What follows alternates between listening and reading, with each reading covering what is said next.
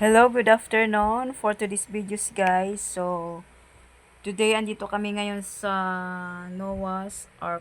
Ayan siya guys, yung nasa tuktok ng bundok. Yan, ang sa baba niya, maraming tanim na dragon fruit.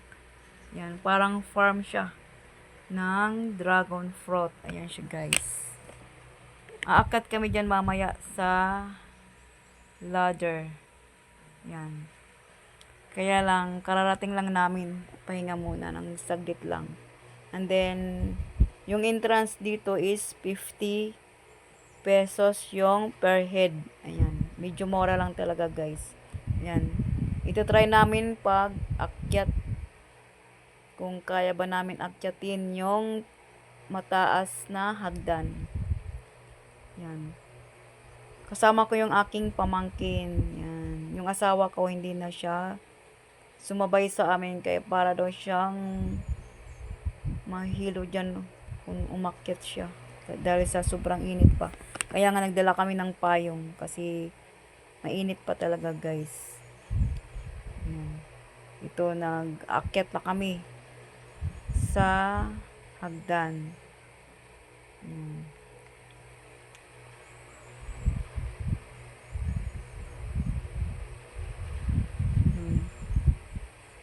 Nakakapagod din umakyat guys. Nakakahingal. Then, buti kayo meron kaming dalang tubig sa tumbler. Lalo na pag nasa taas ka na talaga. Yan.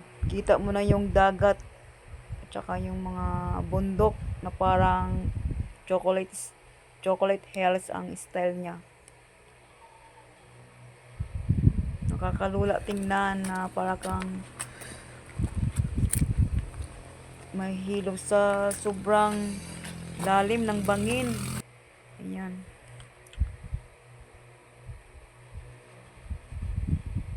Huminto muna kami nito ng saglit kasi parang hindi ko na kaya kasi sobrang taas ng hagdan niya. Stop muna kami nito ng saglit.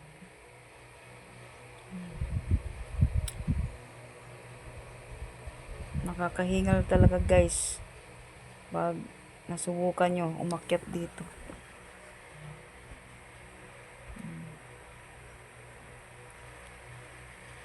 Tsaka medyo mainit pa talaga yung pag-akyat namin. Guys, andito na kami ngayon sa tuktok ng Noah's Ark. Ayan. Kitang-kita na namin yung paikot ng Noah's Ark. Yan, mga bundok na parang chocolate hills, aniya style or dating niya. And then yung dagat, super linaw talaga guys. Tsaka Limasawa na island, nakikita din dito guys. Tsaka yung proper ng Maasin City or place ng Maasin City. Yan. Tsaka sarap ng himoy ng hangin habang iniikot namin yung paligid ng Noah's Ark guys. Yan yung pamangkin ko. Sige, picture. At saka sa right side ng Noah's Ark, ito naman yung makikita mo guys. Yan, mga bahay yan siya guys. Yan. Tingnan mo, pag sa malayo kay super liit na yung mga bahay dahil sa mataas siya na bundok. Yan, kalsada yun. Yan, may kalsada yan pataas. Yan, mga tanim na dragon fruit. Wala pa siyang bunga.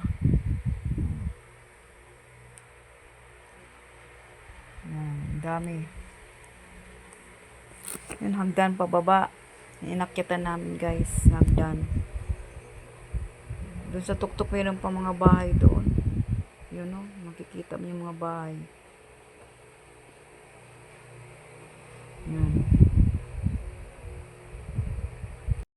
Habang nagbablog ako guys, iniikot ko talaga yung paligid ng Noah's Ark kung ano ba talaga yung ibang view ko na makikita pa guys.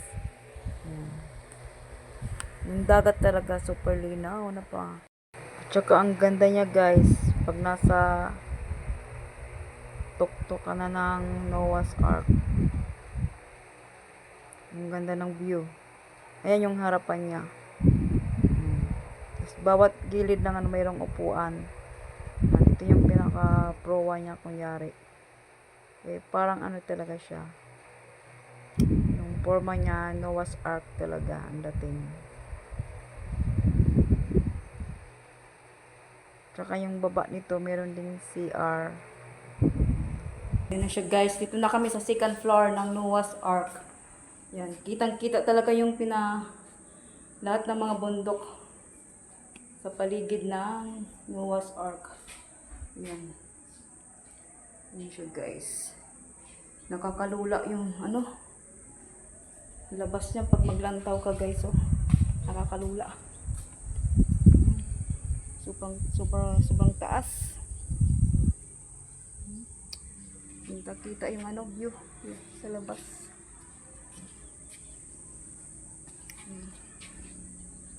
Ang ganda. Yan. Ito yung labas ng Noah's Ark. Yung mga bundok kitang-kita talaga.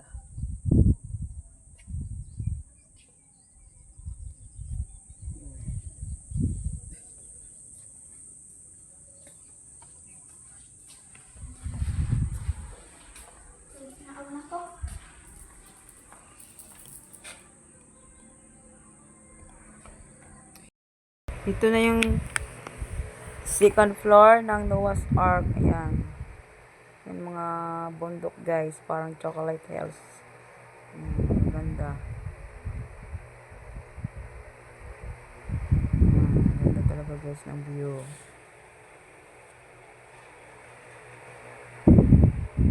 Malayo sa mga pollution. Malayo sa mga marites. Diba? Ayan, yun ang loob ng second floor. Yan makikita mo.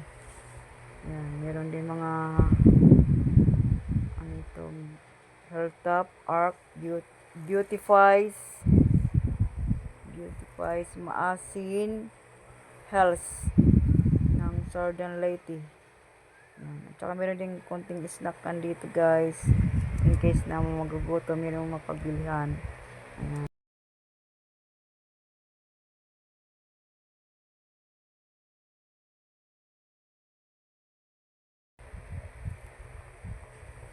And then, ito yung akyat pa second floor. Yan.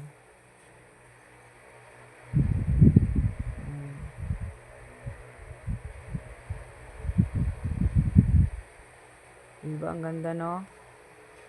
Native yung dating. Yung pamangkin ko, sige, ikot-ikot na nga nung na-drive-an.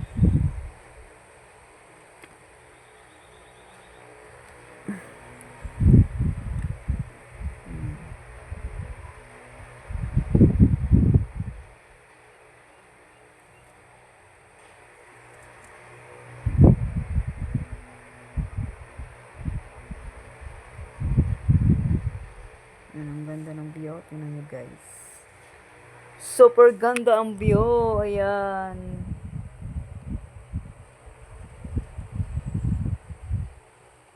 Ito yung talaga pinakaloob na sa second floor.